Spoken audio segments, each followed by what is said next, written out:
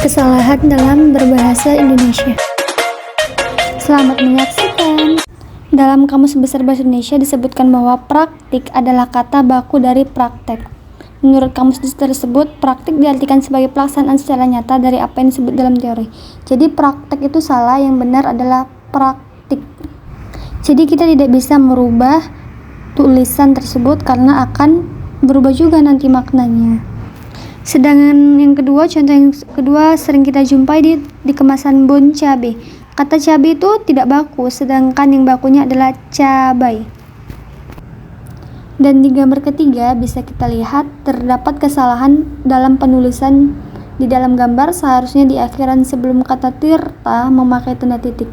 Sesuai dengan peraturan IYD, di akhir kata pada sebuah lembaga atau tempat yang menunjukkan suatu hasil produksi haruslah menggunakan tanda titik di akhirnya. Di gambar keempat, kata seduri adalah sebuah kata, bahwasanya kata itu adalah kata akronim yang berupa gabungan huruf atau suku kata atau bagian lain yang ditulis dan dilafalkan sebagai kata yang wajar. Jadi hurufnya itu tidak huruf kapital semua, tetapi huruf awalnya saja yang kapital. Karena kata seduri itu bukan kata singkatan tetapi menunjukkan suatu lembaga. Selanjutnya pada kata kartu pembayaran, penulisannya itu salah karena semua menggunakan huruf kapital. Huruf kapital digunakan hanya karena huruf pertama pada awal kalimat, huruf pertama pada nama, huruf pertama dalam petikan langsung, dan huruf pertama untuk setiap nama agama, kitab suci, dan Tuhan. Jadi salah penulisannya pada kartu pembayaran. Selanjutnya di kata cafe. Cafe itu bukan kata baku, tapi kata bakunya adalah cafe, sehingga bisa merubah makna dari kata tersebut. Selanjutnya pengertian bahasa baku. Yang dimaksud dengan bahasa baku adalah suatu ragam bahasa yang berkekuatan sanksi sosial yang diterima oleh masyarakat bahasa sebagai acuan atau model. Bahasa Indonesia telah memiliki bahasa baku. Ragam bahasa ini disusun dengan tujuan agar bahasa Indonesia dapat berkembang secara teratur, terarah, dan terencana. Ini bukan berarti bahwa kita tidak mengakui adanya bahasa non baku. Kedua ragam bahasa ini telah hidup dan berkembang sesuai dengan fungsi dalam komunikasi. Adapun ciri-ciri dalam bahasa baku itu, bahasa baku mempunyai dua ciri. Ciri yang pertama, kemantapan dinamis, kaidah, dan aturan yang tetap. Kemantapan itu terbuka untuk perubahan yang bersistem di bidang kosakata dan peristilahan dan pengertian lain. Bahasa baku harus dimantapkan dengan kodifikasi, tetapi kodifikasinya itu harus luas untuk memungkinkan penyesuaian dengan perubahan kultural. Misalnya kata langganan dipakai dengan makna orang yang berlangganan. Meskipun pemakaian kata ini sudah mantap di masyarakat kita, itu bisa saja merubah penggunaan kata itu agar lebih sistematis. Ciri yang kedua itu ciri kecendekiaan, artinya mampu mengungkapkan proses pemikiran yang rumit pada berbagai bidang ilmu, teknologi, antar hubungan manusia tanpa menghilangkan kodrat dan pribadinya. Kecendekiaan adalah tendensi ke arah pengungkapan lebih tepat, teliti. Kata baku dan kata bahasa baku selanjutnya ada di kata fotokopi. Fotokopi itu bahasa yang tidak baku ya teman-teman, sedangkan bahasa bakunya adalah fotokopi. Nih penjelasannya ya, jika Anda menemukan kata fotokopi atau fotokopi, kata yang benar menurut KBBI adalah fotokopi. Kenapa? Karena merupakan ejaan dalam bahasa Inggris. Fotokopi itu merupakan ejaan dalam bahasa Inggris. Jadi jika digunakan dalam bahasa Indonesia, kata fotokopi menjadi kata yang tidak baku, sehingga artinya nanti bisa berbeda. Nih, kata baku dan bahasa tidak baku selanjutnya yang paling sering kita jumpai yaitu kata telur. Tuh, kata telur itu tidak baku, tapi bahasa bakunya adalah telur. Dalam Kamus Besar Bahasa Indonesia disebutkan bahwa praktik adalah kata baku.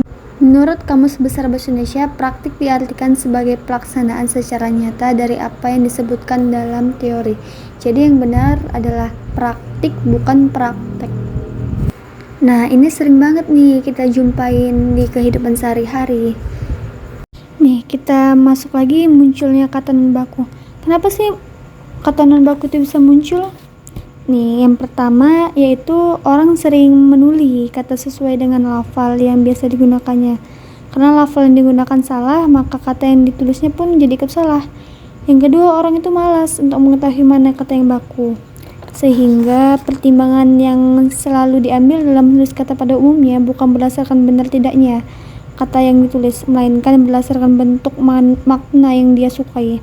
Dan yang terakhir yaitu perubahan kebijaksanaan dalam menyerap kata-kata asing. Kalau dahulu sumber acuan kita yang pertama dalam menyerap kata-kata asing adalah bahasa Belanda, maka sekarang kita mengacunya pada bahasa Inggris. Jadi tuh orang tuh sering banget mencampurkan dua bahasa. Itu tidak boleh ya teman-teman sebenarnya. Tulisan pada Dr. S. Wijaya itu salah ya teman-teman, karena singkatan termasuk ke dalam akronim yang terdiri atas huruf awal setiap kata ditulis dengan huruf kapital tanpa tanda titik. Nama orang yang disingkat itu tidak pakai spasi antara titik dengan huruf yang disingkat.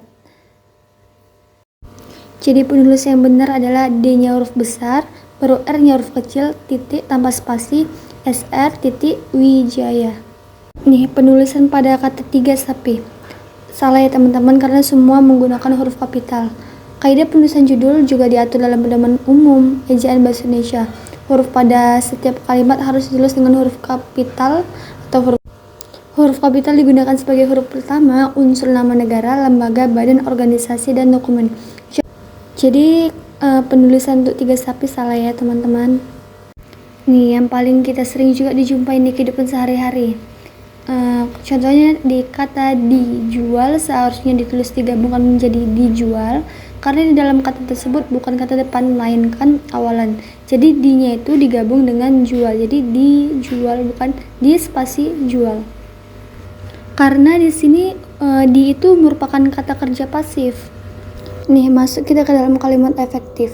Kalimat efektif adalah kalimat yang disusun berdasarkan kaidah-kaidah yang berlaku seperti unsur-unsur penting yang harus dimiliki setiap kalimat, mempertahankan ejaan yang disempurnakan serta